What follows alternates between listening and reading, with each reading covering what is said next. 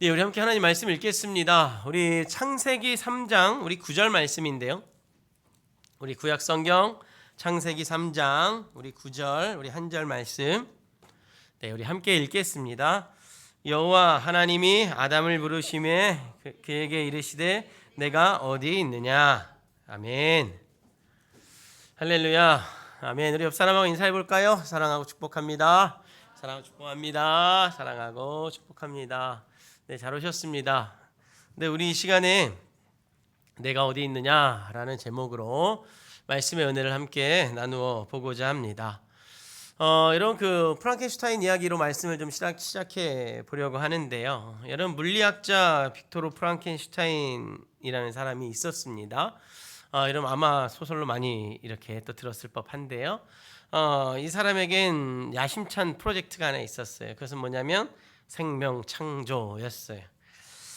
수도 없이 실패를 합니다.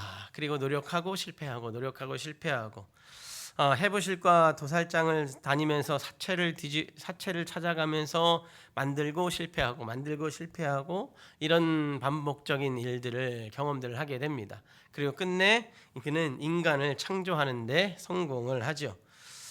그러나 여러분 인간을 창조해서 이렇게 딱 창조하고 막 그 만든 창조물을 이렇게 바라봤는데 프랑켄슈타인이 맨 처음에 굉장히 기뻤거든요. 와, 인간을 창조해냈어. 생명을 창조해냈어.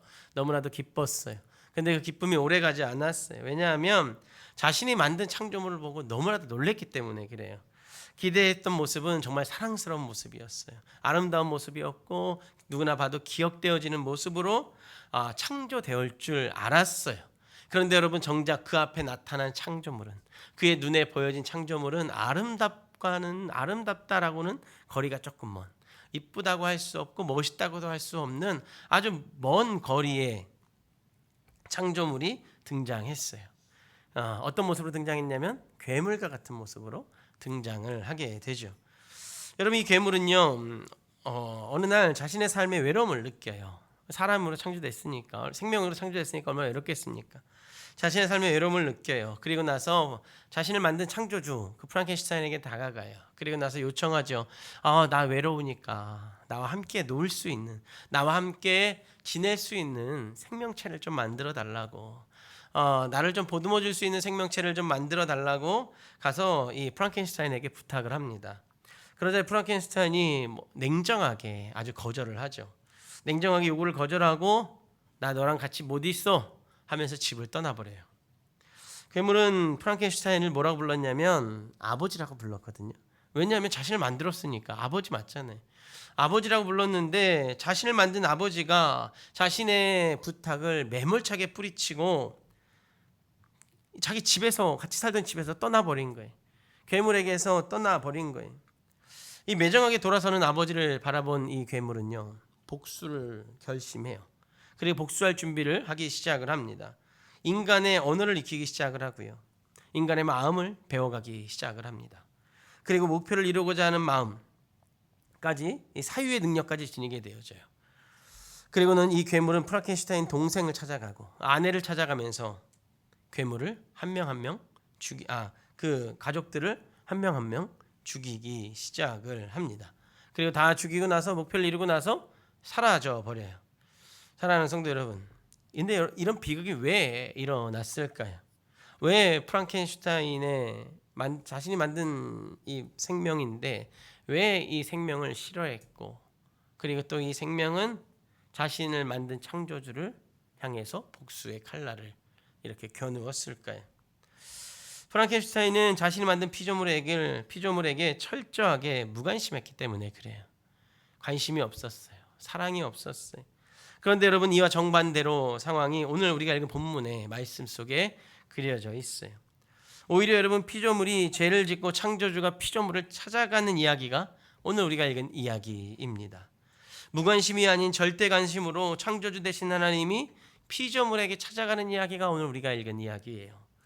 마치 여러분 우리에게 찾아오셨던 하나님처럼 하나님이 이 죄인에게 찾아가고 계셔요. 여러분 하나님은요 세상을 참 아름답고 복되게 이쁘게 창조를 하셨어요. 어디든 고개만 돌리면 하나님의 창조를 바라볼 수 있고 하나님의 창조의 섭리를 마주할 수 있고 언제든지 하나님의 영광을 드릴 수 있는 그런 모든 완벽한 상황을 하나님 만들어 놓으셨어요. 그리고 완벽한 상황 속에 우리 인간, 인류가 아담과 하와를 살아가게 하셨어요. 그런데 그만 그 놀라운 은혜 가운데 살면 살아가면서도 이 인간은 하나님처럼 되고자 하는 욕심이 있었지요. 그리고 하나님의 말씀에 불순종하게 되어져요. 여러분, 하나님처럼 되고자 하는 것에는 두 가지 의미가 있다고 지난번에 말씀드렸는데요. 첫째는 뭐냐면 하나님처럼 되어서 하나님과 더 가까이 하고 싶었었던 욕심이 있었던 것 같아요. 근데 또 다른 의미가 있어요. 또 다른 의미는 뭐냐면 하나님처럼 되어서 하나님의 역할을 하고 싶었던 거죠. 첫 번째 의미는 하나님과 가까이 하고 싶어서 그냥 하나님처럼 되고 싶었을 수도 있고요. 또 다른 의미로는 하나님의 역할을 보니까 너무나도 멋있잖아요. 만물을 창조하고 그 만물을 다스리는 역할. 자기는 선악과를 먹지도 못하는데 그 창조주는 그런 거와 전혀 상관이 없으니 그 역할을 자신도 하고 싶었던 그런 욕심이 있었을 수도 있어요. 하여튼 이 두 가지 마음이 있었을 텐데 중요한 건 뭐냐면 이 두 가지 마음 모두가 인간에게는 욕심이라는 거예요. 하나님처럼 되고 싶다는 것 자체가 욕심이었다는 거예요. 왜냐하면 하나님은 한 분이시지 사람이 하나님을 대신할 수는 절대 없어요. 하나님의 역할을 사람이 대신할 수는, 감당할 수는 절대 없기 때문이에요. 그런데 여러분, 첫사람은요 이 욕심이 있었어요. 그리고 여러분, 이 욕심으로 그만 단 한 번의 죄도, 단 한 번의 불순종도 없었던 그 최초의 하나님이 만드신 그 아름다운 동산에 죄를 가져오게 만들죠. 불순종의 모습을 보이게 되어지는 거예요. 그럼 여러분, 불순종으로 이들은 어떻게 되었습니까? 이 불순종의 결과, 죄의 결과를 맞이할 수밖에 없었죠. 여러분, 죄의 결과가 세 가지였는데요. 첫째는 뭐냐면 삶이 고단해졌어요. 일을 해야지만 했어요. 고통 가운데 있어야 됐어요. 쉽게 표현하면 아파야만 했어요. 일하면서 아파야 되고 해산하면서 아파야 되고 인생을 살아가면서 아플 수밖에 없는 삶이 죄의 결과가 가져온 첫 번째 이유였어요. 그리고 두 번째 이유는 뭐였냐면 육신의 죽음을 맞이할 수밖에 없었죠. 이게 두 번째 죄의 결과가 가져온 이유였어요. 죄의 결과였어요. 그리고 마지막 세 번째 죄의 결과는 뭐냐면 지옥을 갈 수밖에 없었죠. 다시 정리해 볼까요? 아파야 하면 죄가 이 땅에 온 이유, 그 결과가 어떻게 됐냐면 아파야 했고요. 고통스러워야 했어요. 그리고 나서 죽을 수밖에 없었고요. 그리고 죽고 나서도 지옥에 갈 수밖에 없는 삶을 살아가게 되어진 거예요. 그런데 여러분, 사실 이 세 가지 죄를 짓게 된 인류에게 주어지는 이 세 가지는 죄의 결과물이었어요. 그러나 사실 이 죄에 상관이 없는 한 분이 계시지요. 이분은 여러분 온 인류를 향한 계획을 짜시고 만물을 창조하시고 이제 인류로부터 영광을 받길 원하셨던 분이에요. 그런데 여러분, 인간의 죄로 인해 이분의 계획이 취소가 됐어요. 바로 하나님의 계획이 취소가 된 거죠. 여러분, 하나님은요 세상을 창조하고 나서 이들에게 영광 받기를 원하셨어요. 그래서 고개만 돌리면, 눈만 좀 돌리면 인간이 하나님 앞에 영광 올려드릴 수밖에 없는 상황을 맞이하도록 세상을 아름답게 만들어 놓으셨다고요. 근데 여러분, 이 아름다운 세상 속에서 인간은 그만 이 하나님의 멋진 계획을 망가뜨려 버린 거예요. 취소시켜 버린 거예요. 하나님은 인류를 위해 베푸신 은혜만 있는데 여러분, 그 은혜가 고통으로 하나님 앞에 다가오게 되어진 거죠. 여러분, 고통으로 다가온 은혜, 그 고통을 받으셨음에도 하나님은요 누군가를 부르셔요. 여러분, 오늘 본문을 다시 한번 읽어볼까요? 고통의 현장에서 하나님 누군가를 부르시는 거예요. 우리 3장 9절 다시 한번 읽어보십시다. 시작. 그에게 이르시되 내가 어디 있느냐. 여러분, 하나님은요 자신의 계획이 지금 실패했잖아요. 아담과 하와로 인해서 실패했어요. 그리고 이제 그 실패에 대한 고통을 지금 가지고 있는 거예요. 당신의 피조물 된, 그럼에도 불구하고 당신의 피조물 된 사람을 찾아가셔요. 어떻게 부르면서요? 그의 이름을 부르며 찾아가시는 거예요. 아담아, 하와야, 이름을 부르며 찾아가시는 거예요. 여러분, 하나님은 앞서 나누었던 그 프랑켄슈타인과는 전혀 다른 모습을 우리들에게 보여주죠. 여러분, 그럼 하나님이 이런 모습을 보여주는 이유가 무엇일까요? 여러분, 우리 생각에는 프랑켄슈타인과 같은 모습이 하나님 앞에 있어야 되는 거 아닌가요? 딱 자르고 인간 때문에 하나님의 계획이 망가졌잖아요. 인간 때문에 창조 동산이 훼손됐어요. 그럼 여러분 어떻게 해야 돼요? 모른 척 해야죠. 아니면 이렇게 하든지 뭐 하여튼 벌을 주든지 뭐 하여튼 해야 되는 거 아니에요? 이 프랑켄슈타인과처럼 완전히 모르는 척하고 절교야, 아는 척하지 마, 연락하지 마, 내 이름도 부르지 마 하고 여러분 딱 끊고 되돌아서야 되는 거 아니에요? 엄청난 계획을 망쳤는데, 근데 여러분 하나님은요 그렇게 하지 않으셨다라는 거예요. 그럼 여러분 하나님이 이러한 모습을 보여준 이유가 무엇일까요? 프랑켄슈타인에게는 없었던 한 가지가 있었어요. 하나님에게 인류를 향한 한 가지가 있었어요. 그것은 뭐냐면 관심이에요. 관심. 프랑켄슈타인은 자기가 만든 이 괴물을 향한 관심이 없었어요. 만들었을 때 처음에는 기뻤지만 괴물의 모습을 보고 관심을 뚝 끊었잖아요. 뭐든지 다 거부, 뭐든지 다 안 돼, 뭐든지 다 아니야 라는 게 프랑켄슈타인의 고백이에요. 그런데 여러분 하나님은 아니었어요. 죄를 짓고 자신에게 숨어 있었던 사람에게, 아담에게 찾아가서 그의 이름을 부르시잖아요. 그리고 나에게 나오라고 말씀하시잖아요. 이게 여러분 무슨 뜻일까요? 하나님은 여전히 관심을 가지고 있다라는 거예요. 만약에 관심이 없었다면 뒤돌아서야지요. 관심이 없었다면 우리가 흔히 뭐 이렇게 이야기하죠. 무 자르듯이 자른다고. 그냥 딱 자르고 모르쇠 하는 게 여러분 정상 아닙니까? 서로에게 마음이 편한 거 아니겠어요? 하나님도 더 이상 상처 안 받고 이 사람도 더 이상 하나님 앞에 피해 다니지 않고 서로 윈윈 아니에요? 그런데 여러분 하나님은 아니었어요. 상처는 상처대로 받은 상태에서 그 사람을 찾아가는 거예요. 그리고 그의 이름을 부르시는 거예요. 즉 여러분 이것이 하나님이 우리를 향한 관심이라는 거죠. 아담을 향한 관심이요? 그 아담으로부터 일어날 모든 세계 온 인류를 향한 창조물을 향한 하나님의 관심인 거죠. 다르게 표현하면 사랑인 거죠. 우리를 향한 사랑. 전 세계 온 인류를 향한 하나님의 사랑인 거예요. 하나님이 당신의 피조물을 향한 사랑은 완전하고요. 또 포기가 없는 사랑이었어요. 자신의 계획을 내어놓으면서까지도 감당한 사랑이었어요. 여러분 마더 테레사 수녀 아시죠? 우리가 많이 이렇게 접했었는데요. 이 마더 테레사 수녀의 그 아름다운 선물이라는 책이 있거든요. 그 책을 보니까 이런 문구가 있더라고요. 제가 한번 읽어드릴게요. 세상에는 셀 수 없이 많은 고통들이 있습니다. 굶주림에서 오는 고통, 집이 없어서 오는 고통, 모든 질병에서 오는 고통. 그러나 이것은 물리적인 것입니다. 가장 큰 고통은 외로운 것, 사랑받지 못하는 것, 아무도 없는 소외감이 아닐까요? 인간이 체험할 수 있는 가장 몹쓸 병은 누구도 자신을 원치 않는다는 것임을 살아갈수록 더욱 절실히 느끼고 있습니다.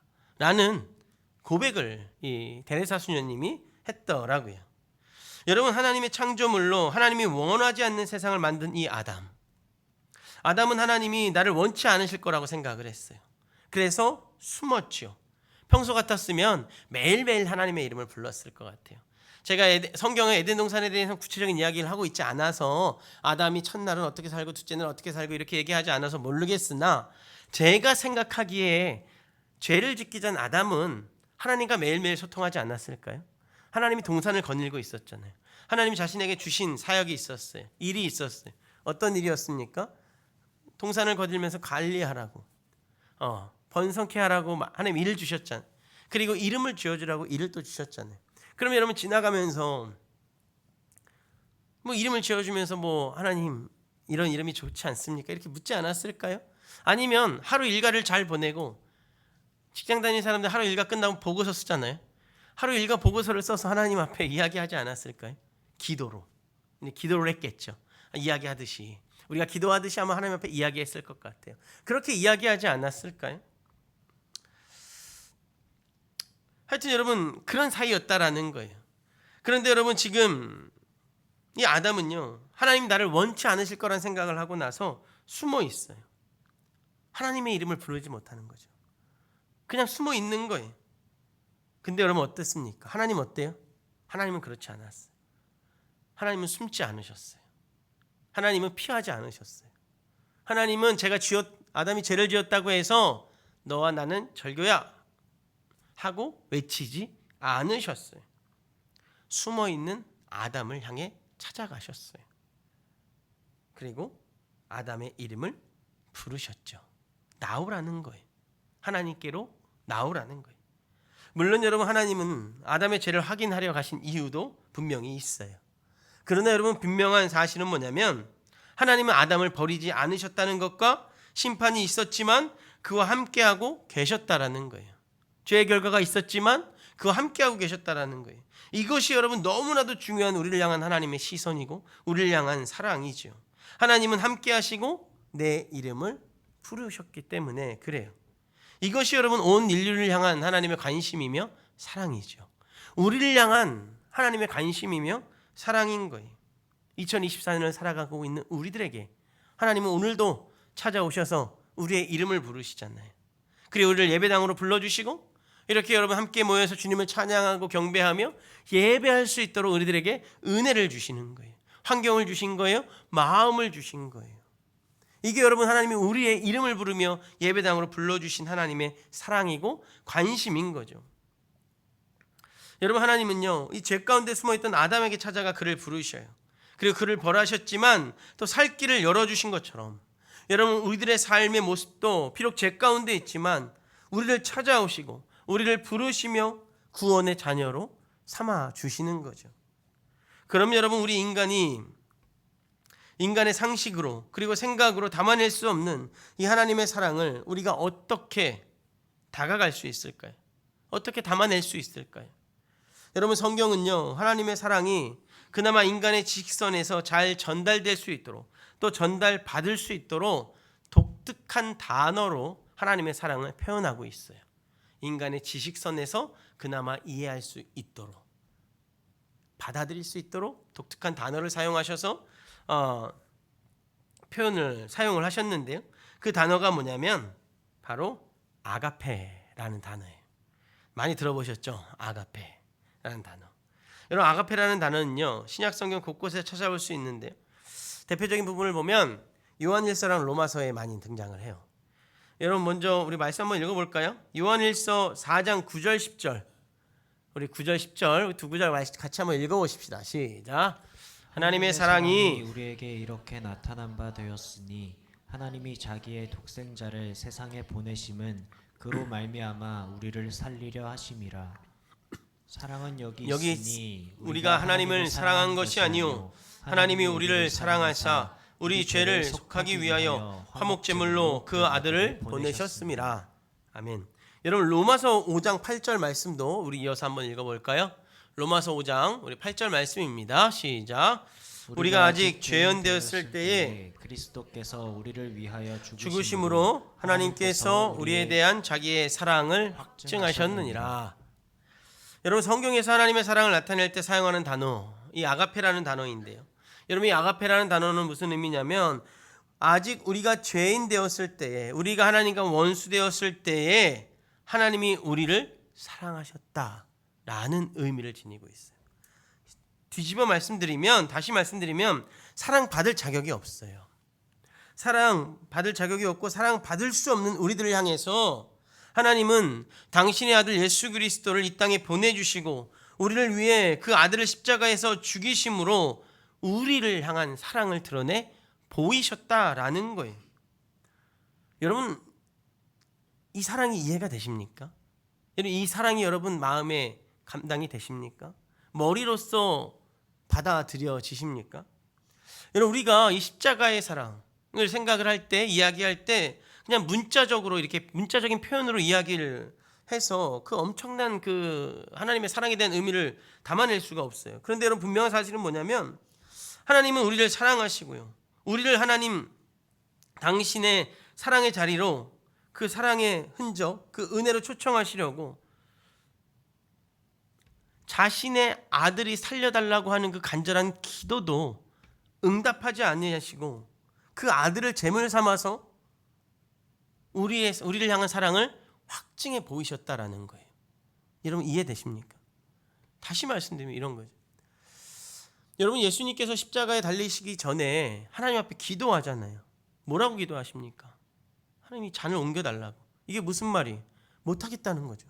무섭고 두렵고 떨려서 못하겠다는 거예요. 고통을 감당할 자신이 없다라고 우리 예수님 말씀하시는 거예요. 근데 여러분, 그때에 하나님 뭐라고 말씀하셔요? 어이구 내 자식, 아이고 내 아들.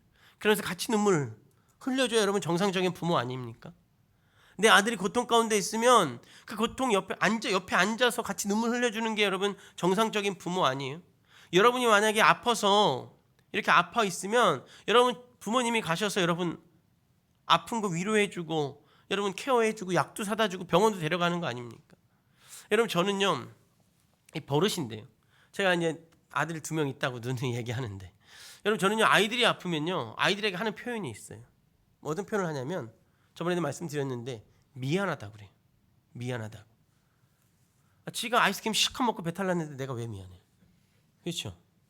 지가 에어컨 팡팡 틀고 나서 감기 걸렸는데 제가 왜 미안하냐고. 오히려 지가 나한테 미안해야지. 나는 병원비 들여 전기세 들여 나갈 게 천진데 지가 나한테 미안해. 내가 왜 미안하냐고. 근데 여러분 미안해요. 왜 미안한지 아십니까? 내가 케어해야 되는데 못했으니까. 내가 관심 가져야 되는데 못 가졌으니까. 내 시선에 늘 놓고 이놈이 성장할 때까지는 성년이 될 때까지는 잘 좀 키워나가야 되는데 제가 그렇지 못했으니까 미안한 거예요. 그래서 아프면 그냥 미안해요. 저는. 그래서 여러분 저는요 이게 아프면 미안하잖아요. 그럼 미안하면 뭐 해야 돼요? 병원 가서 치료해 주잖아요. 근데 거기서 안 끝나. 미안하니까 선물도 사줘야 돼. 하여튼 2배로 들어. 2배, 3배로 들어. 근데 여러분 그래야 마음이 좀 편해. 미안하니까 그래. 미안하니까. 근데 여러분 하나님 보세요. 자기 아들을 지금 본인이 십자가에 못 박아 죽이려고 하시는 거예요. 근데 그 아들이 못 죽겠다고 막 땡깡을 부리잖아요. 우리 예수님께서. 무섭다는 거예요. 무섭지요. 무서워요. 근데 여러분 이 무서움의 외침 속에 예수의 외침 속에 하나님 침묵하신다고요. 이 침묵이 무슨 사인일까요? 당신의 아들 예수도 사랑하지만 그 아들을 죽음으로써 얻어진 온 인류를 향한 창조물을 향한 하나님의 사랑이 즉 우리를 향한 사랑이 훨씬 더 크다라는 거예요. 여러분 그 엄청난 사랑이 여러분 우리에게 있다라는 거죠. 그리고 그 사랑을 가지고 하나님 우리를 찾아오신 거예요. 어떻게 하면서 찾아오셨어요? 내 이름을 부르며 찾아오신 거죠. 죄 가운데 나무 뒤에 숨어 있었던 아담을 향해서 아담아 하며 찾아가셨던 것처럼 죄 가운데 죽을 수밖에 없고 아파할 수밖에 없고 죽을 수밖에 없고 지옥에 갈 수 없는 우리들에게 우리의 이름을 부르며 찾아오신 거예요. 하나님의 사랑을 확증시켜 주시면서 십자가의 흔적을 봐라 라고 말씀하시면서 우리를 찾아오신 거예요. 여러분 이 하나님의 사랑이 우리를 향한 사랑이 이렇게 크고 넓어요. 저는 말씀을 이렇게 묵상할 때마다 깜짝깜짝 놀랄 때가 많아요. 내가 왜 이걸 몰랐지? 이 하나님이 우리를 향한 그 사랑, 우리를 향해서 침묵하신 하나님의 사랑, 우리를 향해서 자신의 아들 예수 그리스도를 못 박아 죽이신 그 사랑, 너무나도 뭐라고 표현할 수가 없겠더라고요. 여러분 근데 그 사랑이 우리에게 다가왔다라는 거예요. 내 이름을 부르며 나를 콕 찍으며 미나야 콕 찍으며 다가오셨다는 거예요. 여러분 그 사랑을 좀 날마다 기억하시기를 바랍니다. 여러분 그 사랑은요 우리가 절대 훼손해서는 안 될 사랑이에요. 우리가 그 사랑은요 절대 작게 봐서는 안 될 사랑이에요. 그렇게 나를 구원해 주셨다고요. 그렇게 나를 찾아오셨다는 거예요. 우리의 이름을 부르며. 여러분 누군가 여러분의 이름을 부를 때요 하나님이 나에게 이름을 부르시는구나 라고 여러분 생각하며 그 이름을 한번 바라보시기를 바라요. 들어보시면 참 좋을 것 같아요. 그럼 여러분 나에게 이름을 불러준 그 사람을 향해서 얼마나 마음이 감동이 있겠습니까? 얼마나 그 사람을 섬기고 얼마나 그 사랑을 하나님의 사랑을 내가 배려할 수 있겠습니까? 여러분 그게 성육신적인 삶의 모습 아니겠습니까? 여러분 누가복음 19장 이야기로 말씀을 좀 마치려고 하는데요. 여러분 예수님께서 여리고를 방문하셔요. 예수님 방문하자 많은 사람들이 예수님 보려고 구경하려고 막 달려나와요. 많은 사람들이 이제 한 번에 막 몰려요. 그러자 예수님을 보고자 하던 한 사람이 도저히 예수님을 볼 수가 없었던 거예요. 예수님께 가까이 가고 싶었는데 예수님의 관심을 받고 싶었는데 도저히 관심을 가져볼 수도 없는 그런 아주 먼 거리에 처해져 있었어요. 처지에 놓여 있었어요. 그래서 여러분 그는요 예수님의 관심을 끌고자 예수님 만나고 예수님 한번 쳐다보고 싶어서 이런 행동을 해요. 여러분 누가복음 19장 4절 말씀 한번 읽어볼까요? 우리 같이 읽겠습니다. 시작. 돌 무화과 나무에 올라가니 이는 예수께서 그리로 지나가시게 되밀어라. 네. 여러분 이 한 사람은요 예수님 보기 위해서 돌무화과 나무에 올라가요. 그리고 무화과 나무 앞에서 지나가던 예수님은 그를 바라보셔요. 예수님은 그를 처음 만나시는 상황이에요. 이 사람은 나무 위에 올라간 사람은 예수님의 이름을 알고 예수님이 어떤 행동을 했는지도 어떤 말씀을 하셨는지도 알아요. 그러나 여러분 예수님은요 이 무화과 나무에 올라가 있는 이 사람을 알지 못해요. 한 번도 만나본 적이 없어요. 당연히 이름도 모르죠. 이런 관계 가운데 있어요. 근데 여러분 예수님은요 그 무화과 나무에 있는 그 한 사람의 이름을 부르셔요. 그러고 나서 뭐라고 말씀하시냐면 내가 너의 집에 유하리라 라고 말씀하셔요. 여러분 그 한 사람이 누굴까요? 누굴까요? 세 글자인데 삭개오 맞아요. 삭개오. 예수님이 나무에 올라가 있었던 처음 만나는 거예요. 처음 만나는데 어떻게 이름을 알겠어요? 근데 부르셔요. 그의 이름을. 삭개오야 내려오라. 내가 너의 집에 유하리라 라고 말씀하셔요. 여러분 예수님께서 이렇게 말씀하신 거예요. 삭개오야 속히 내려오라. 내가 너희 집에 유하여야겠다 라고 말씀하셔요. 그리고 여러분 삭개오의 집에 가신 예수님 이렇게 말씀하시죠. 뭐라고 말씀하시냐면 오늘 구원이 너희 집에 이르렀다 라고 말씀하셔요. 그의 이름을 부르며 그에게 구원을 허락하신 거죠. 예수님을 보고자 하던 그들에게. 말씀을 정리하겠습니다. 사랑하는 성도 여러분, 하나님은 우리의 이름을 부르시고 또 나를 하나님 자녀로 삼아 주실 때는 나를 향한 하나님의 아가페적인 사랑이 펼쳐져 있음을 여러분 꼭 기억하시기를 바라요. 그냥 하나님 창조주니까 나를 자녀 삼아 주셨지. 아니요. 나를 사랑하시기까지는 자신의 아들을 죽일 수밖에 없으셨어요. 나를 사랑하기까지는 자신의 아들의 아우성에 침묵하실 수밖에 없으셨어요. 이게 여러분 우리를 향한 하나님의 사랑이고요. 그 사랑으로 우리가 하나님의 자녀가 된 거예요. 그래서 여러분 그 사랑으로 그래서 그 사랑은요 무엇으로도 대신할 수 없는 하나님만이 나를 향해 드러내 보이신 사랑인 거예요. 누구도 줄 수 없는 사랑인 거죠. 여러분 그렇게 부르심의 앞에 앉아 있는 그 자체가 우리에게는 큰 은혜고 큰 복된 인생이죠. 여러분 매일 똑같은 삶을 살아도 우리는 사실 그 자체가 큰 은혜고 복이라는 거예요. 왜요? 내 삶의 여정엔 하나님의 한없는 아가페적인 사랑이 깔려져 있고 그 사랑 위에 나를 부르시는 하나님이 계시니까 우리의 삶의 여정이 매일매일 똑같다 하더라도 그냥 그 매일매일이 큰 은혜고 복의 삶이라는 거예요. 그런데 여러분 우리가 이것을 참 인지하지 못할 때가 많죠. 눈에 보이는 것들만 의지하며 살아가고요.